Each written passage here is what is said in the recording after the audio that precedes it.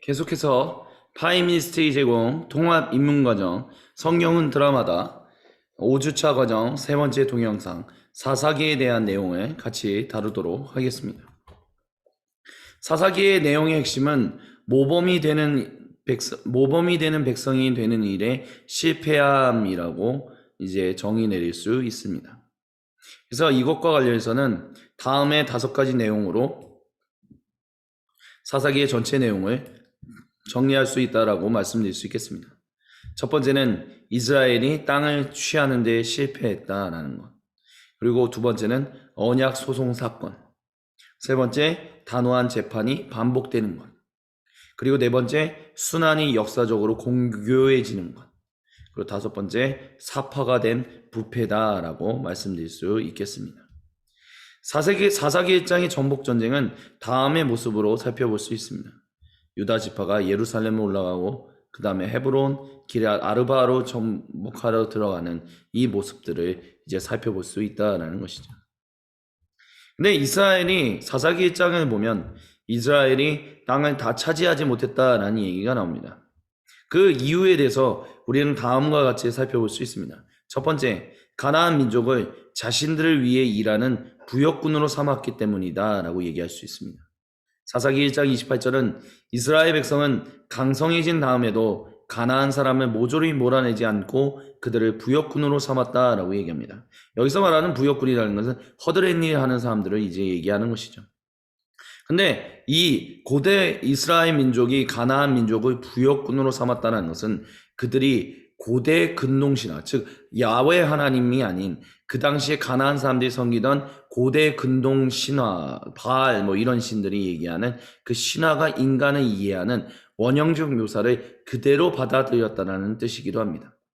그래서 존 H. 월트는 고대 근동 사상과 구약 성경이라는 책에서 이런 얘기를 했습니다.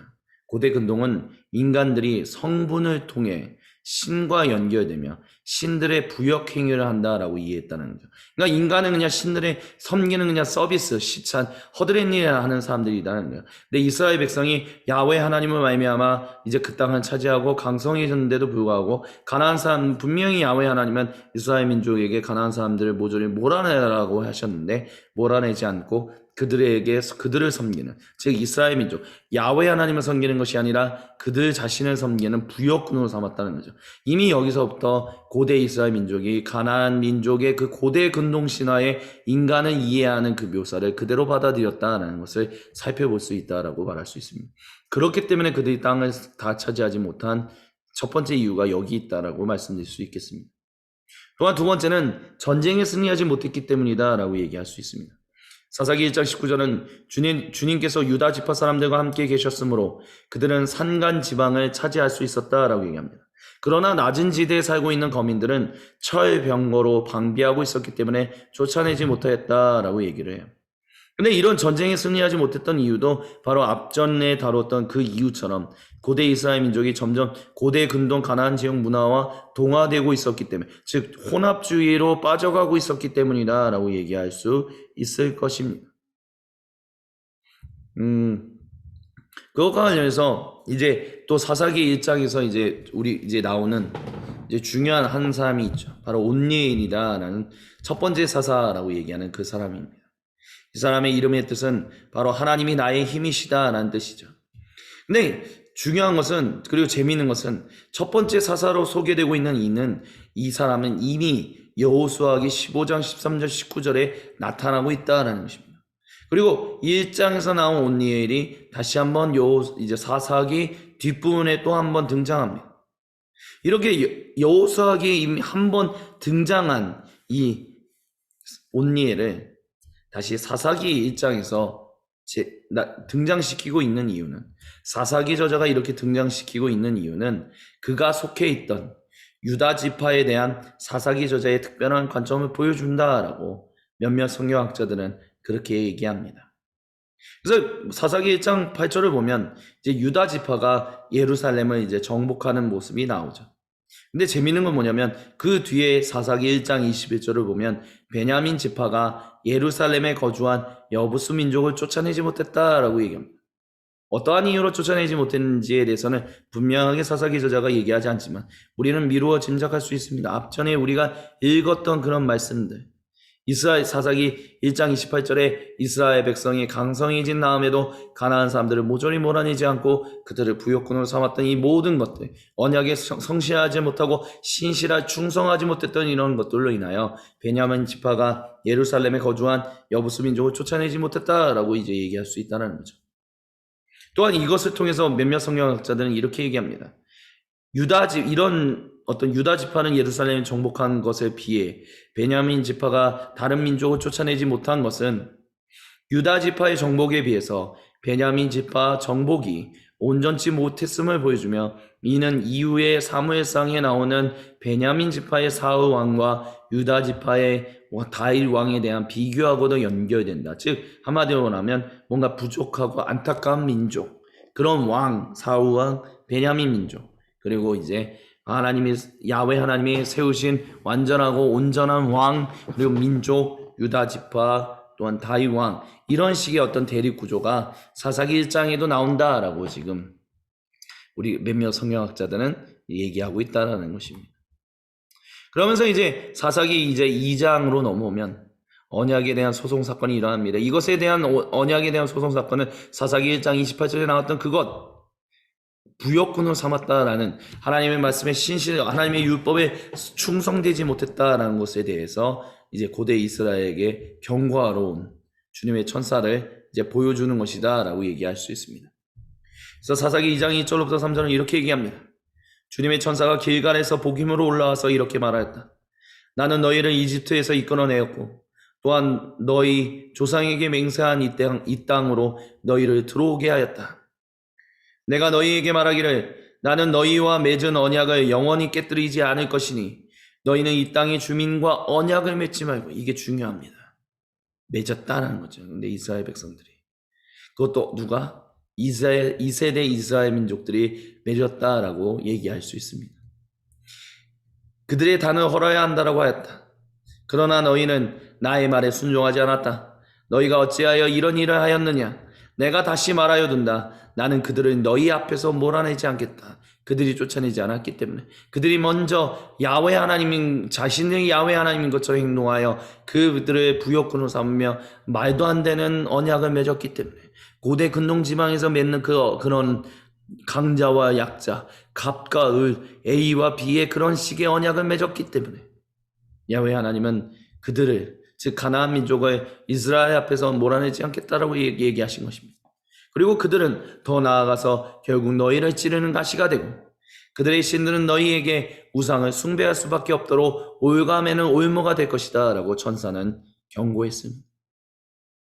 이런 천사의 경고는 여호수아로부터 내려온 실책이, 즉 기브온과 비록 기브온 민족이 속였다라 할지라도 여호수아가 야훼 하나님께 나와 기도하고 물으면서 그 언약을 맺었어야 하는데도 불구하고 그가 경솔했다라는 것, 그 한 번의 실책. 근데 모세도 한 번의 실책을 함으로 인해서 그 땅에 들어가지 못하는, 물론 여러 가지 다양한 일들이 있었지만 그 땅에 들어가지 못했죠. 근데 여호수아도 이 한 번의 실책이 결국 고대 이스라엘 민족이 야훼 하나님께 순종하는데 점점 더 큰 걸림돌로 작용할 것을 이제 보여준 것이다 라고 얘기할 수 있습니다. 그래서 사사기 2장 4절부터 5절에 사사기 저자는 이렇게 얘기했습니다. 주님의 천사가 온 이스라엘 자손에게 이 말을 하였을 때 백성들은 큰 소리로 울었다. 그래서 그들이 그 장소의 이름을 복임이라 부르고 거기에서 주님께 제사를 드렸다라고 얘기합니다. 이걸 통해서 우리가 알 수 있는 것은 당장은 그들이 야훼 하나님께 회개하였지만 천사의 경고대로 이는 결국 고대 이스라엘 민족이 혼란한 시대를 살 수밖에 없는 궁극적 원인이 되었다는 것을 우리는 살펴보게 됩니다. 그 궁극적 원인은 뭐다? 바로 고대 이스라엘이 우월해졌다는 거죠. 자기들이 강성해지니까, 가나안 민족은 이제 약해지니까 자기들을 위해서 이 민족이 좀 섬겨도 되겠지, 신문을 해도 되겠지, 뭐 문제야. 여호수아도 그렇게 했는데, 여호수아가 기브온 족속과 그렇게 맺었어도 하나님이 여호수아를 통해서 약속 맺으시는 그 정복 전쟁은 계속해서 일어났는데, 그 일을 완수하셨는데 우리도 그렇게 하지 못할 이유가 뭐겠어 라고 생각했던 그런 우월해진 마음들이 결국에는 그들로 하여금 혼란의 시대이라고 얘기하는 사사기 시대를 보내게 만드는 결정적인 원인이 되었다라고 사사기 저자는 우리에게 얘기해주고 있다라는 것입니다. 그래서 단호한 재판이 계속해서 반복적으로 일어납니다. 고대 이스라엘은 여호수아와 하나님께 신실한 장로들이 살아있는 동안에는 야훼 하나님과의 언약에 신실했었습니다. 하지만 사사기 저자는 다음 세대의 고대 이스라엘 민족은 주님을 전혀 알지 못했다라고 얘기합니다. 마치 요셉을 총리로 세웠던 이집트의 파라오가 물러나고 그 중간기에 이 두 번째 중간기의 혼란기가 물러나고 신왕조가 세워졌을 때 그 이집트의 파라오는 주님을 전혀 알지 못했다라고 하는 것처럼. 근데 그거는 이방인이었잖아요. 이집트 사람이었잖아요. 근데 지금은 이스라엘 사람, 하나님이 먼저 선택하셔서 구원을 경험하고 그 땅에 정착했던 그 세대가 하나님은 여호와 주님의 이름을 알지 못했다라고 지금 사사기 저자는 얘기한다는 거예요. 그리고 그들은 가나안 민족의 주신들을 섬겼고 하나님과 맺었던 야훼 하나님과 맺었던 언약에 신실하지 못했다라고 사사기 저자는 2장 11절을 통해서 얘기합니다. 이스라엘 자손이 바알 신들을 섬겨 주님께서 보시기에 악한 행동을 일삼았다라고 얘기하고 있다. 고발하고 있다라는 것입니다. 특별히 고대 이스라엘이 바알과 아스타롯을 섬긴 이유는 여호수아에서 말씀드렸던 것처럼 자신들이 농경사회가 되었기 때문이다라고 얘기할 수 있겠습니다. 바알이란 신이 누구였느냐라고 했었을 때 이 바알은 고대 근동의 신들 중에 첫 신인 창조신이다라고 얘기할 수 있는 그 엘의 아들을 얘기합니다. 보통 주인, 남편, 소유라는 뜻으로 불렸습니다. 비와 폭풍을 주관하는 농사의 신이며 가축을 주관하는 풍요와 다산의 신이자 전쟁을 주관하는 셈족 최고의 신으로서 가나안 원주민의 주신이었습니다. 비록 엘이라는 신이 창조신이었긴 했지만 원주민의 주신은 바로 바알이었다라는 것이죠. 그리고 아스타롯은 번식하다라는 속뜻을 지니고 있는 이집트 신화에서 그랬던 것처럼 마찬가지로 이곳에서도 남신과 여신이 함께 있는 다신교적인 특징을 이제 보여주고 있는데요. 여신이다는 거죠. 바알의 배우자 여신으로 인식되며 동식물에게 생명을 공급하는 존재로서 사랑과 쾌락, 풍요와 다산을 주관한다라고 믿어졌던 아시토레트의 복수형이다라고 얘기합니다. 한글 성경에서는 단복수 구분 없이 그냥 복수형 아스타롯이라고 쓰고 있는데 엄격히 복수형일 때, 즉 사사기 2장 13절 같은 경우에는 수많은 지방의 여신들을 총칭하는 표현이 되기도 했다라고 얘기합니다. 한편 고대 근동 지역에서의 아스타롯은 최고의 신 엘과 아세라의 딸이며 아낫의 자매이자 바알의 배우자 여신으로 인식되었다라고 얘기하고 있습니다. 그래서 이 신들을 섬긴 것은 뭐냐? 고대 근동 가나안 지역은 바로 이 바알과 아스타롯이 성적인 결합을 맺어 그 땅에 복을 내림으로 인하여 농사를 지어 땅으로부터 풍요로운 결실을 맺을 수 있기 때문에 이 신을 섬기는 일에 굉장히 열심히 했거든요. 고대 이스라엘도 이제 농경사회가 되면서 가나안인들의 이런 생각을 받아들였다라고 우리가 볼 수 있다는 거죠. 그러므로 인해서 고대 이스라엘 민족은 특별히 이런 걸 섬기는 것이 야훼 하나님과의 언약에 신실한 것에 크게 반하지 않는다라고 생각했던 것 같다고 얘기할 수 있습니다. 그로 인해 고대 이스라엘은 야훼 하나님도 섬기며 바알 등의 신들도 섬기는 종교 혼합주의적인 삶을 살았다는 거죠.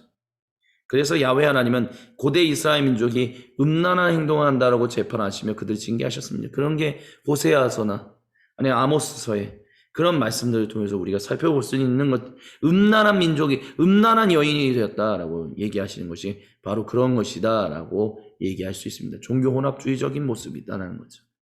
그래서 이와 같은 이유로 인해서 재판이 반복되는 일들이 일어납니다. 참고로 바알과 아스타롯을 얘기하는 데 있어서 바알 신은 한번 죽었다가 다시 되살아나는 어떤 그런 신화적인 이야기도 가지고 있습니다. 그러니까 바알이 죽었을 때는 땅이 이제 아스타롯이 슬퍼서 눈물을 흘리면서 땅이 겨울이 되고 바알이 다시 굳이 속칭 표현한다면 부활하게 되면 다시 아스타롯, 잠에서 깨어나게 되면 아스타롯과 이제 사랑을 맺어 다시 그 땅에 봄이 오게 되고 풍요로운 일들을 이제 가능하게, 농사를 가능하게 한다라는 이런 어떤 순환기적인 어떤 인식을 가지고 있었는데, 그런 인식들도 고대 이스라엘이 받아들였다라고 얘기하는 사람들도 있습니다. 물론 거기서 부활에 대한 개념을 받아들였다라고 얘기하기에는 특별히 고대 이스라엘이 거기로부터 부활에 대한 개념을 분명하게 받아들였다라고 얘기하기는 좀 어렵습니다. 왜냐하면 이것은 나중에 이제 사무엘기나 여기에서 아마 다루게 될 것이다라고 생각되는데, 거기를 보면 고대 이스라엘 민족은 적어도 포로기 이전에는, 이스라엘 민족이 사는 동안에는 그냥 살고 죽으면 잠들어 있다라고 생각했죠. 그래서 수월이라는 곳에 들어갔다는 것은 쉬는 곳, 우리가 그냥 쉽게 생각하는 그런 지옥의 개념이 아닌 고대 이스라엘 민족에게 있어서는 수월이라는 곳은 바로 그냥 잠들어 있는 곳이다라는 뜻을 가지고 있었습니다.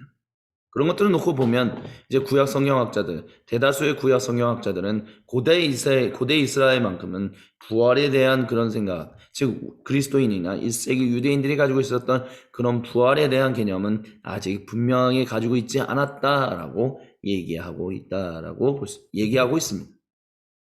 그래서 어쨌든 근데 중요한 것은 이런 혼합주의. 그래서 야훼 하나님도 섬기지만 어떤 부분에서는 야훼 하나님을 섬기고 어떤 부분에서는 바알과 아스타로스 섬기는 이런 이중적인 모습을 보여줬다. 근데 그들은 그게 이중적이지 않다라고 생각했다라는 것입니다. 그래서 그것에 대해서 그것이 그런 이중적인 종교혼합주의적인 모습이 결국 하나님의 분노를 일으키고, 하나님은 그들에게 고난을, 특별히 이방 민족을 통해서 고난을 주셔서 고대 이스라엘 민족이 공경에 빠지게 만드셨습니다. 그러자 이제 이들은 부르짖죠.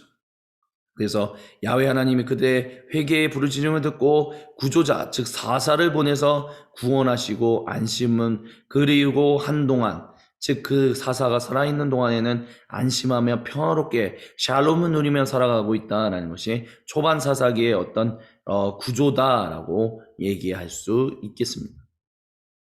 그래서 사사들에 대한 얘기들이 이렇게 등장합니다.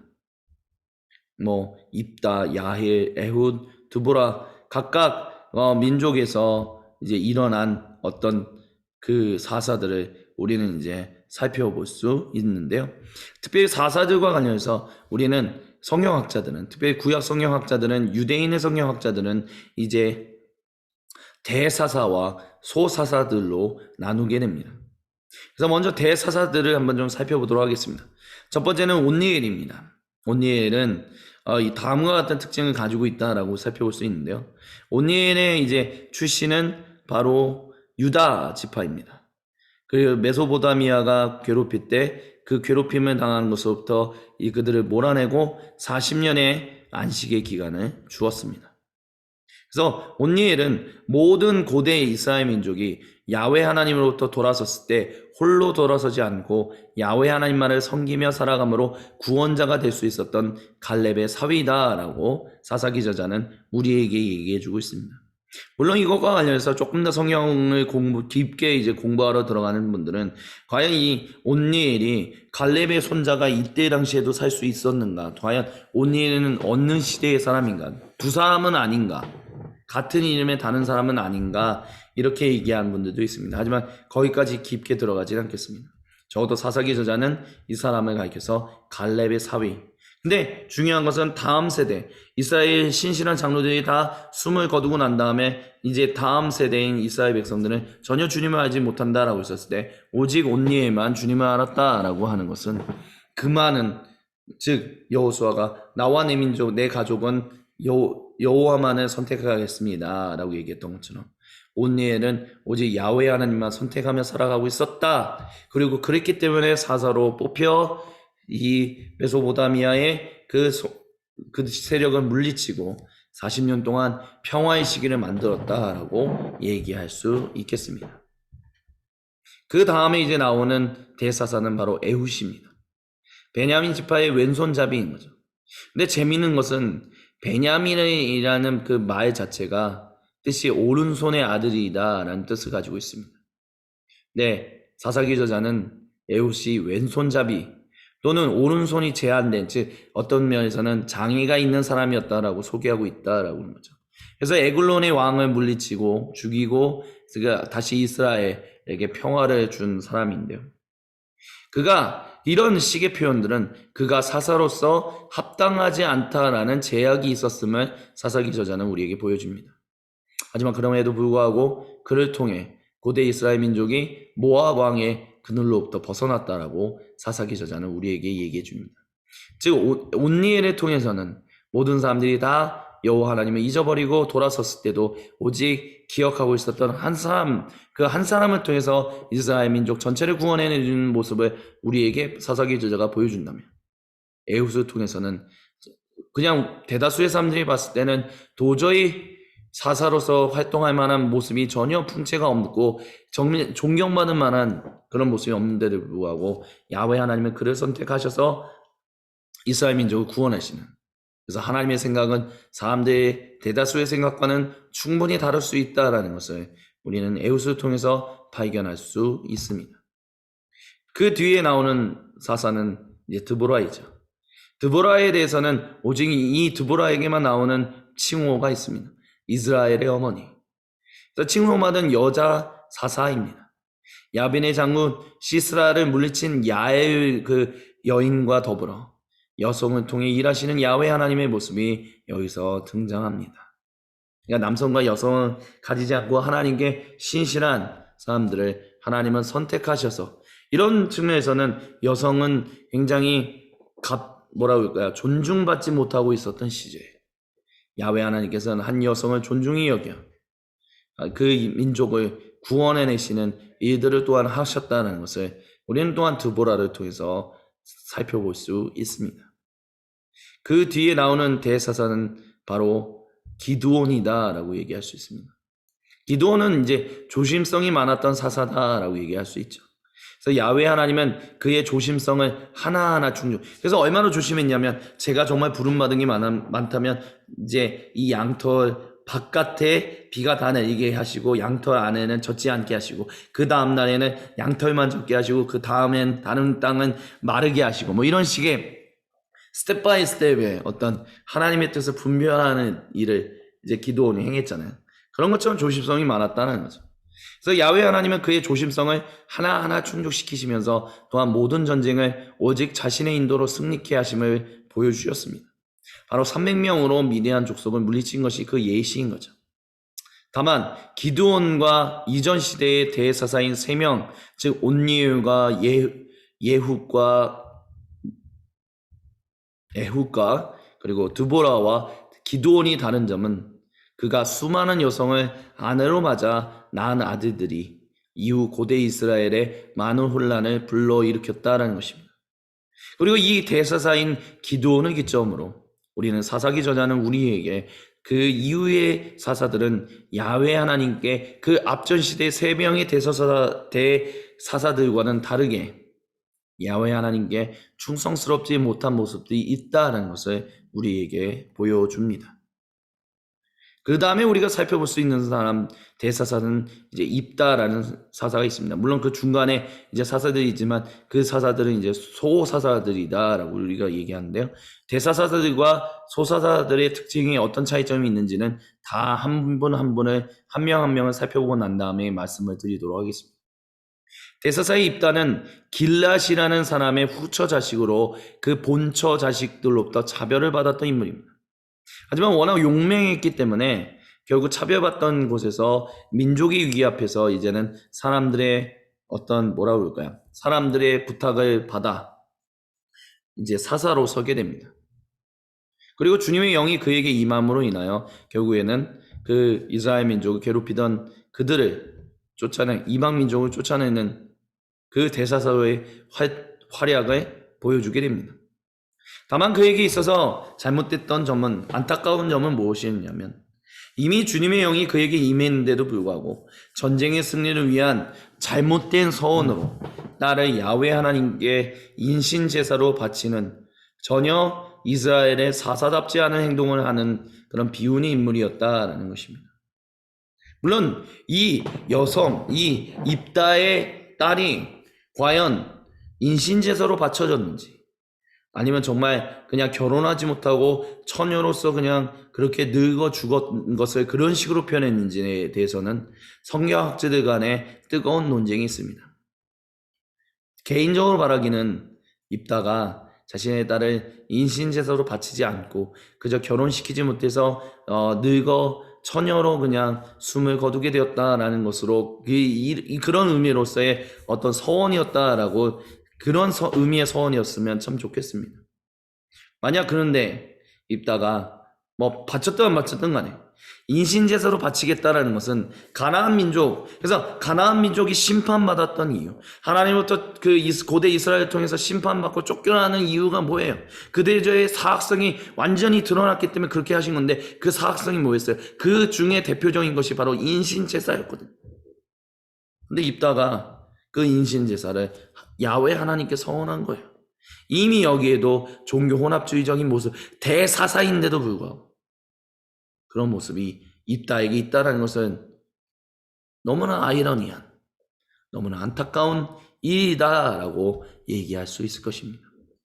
그리고 마지막 대사사는 바로 삼손입니다. 참고로 사사기에 나오는 사사들은 총 12명인데 그 중에 대사사 6명, 소사사 6명 이렇게 구별됩니다.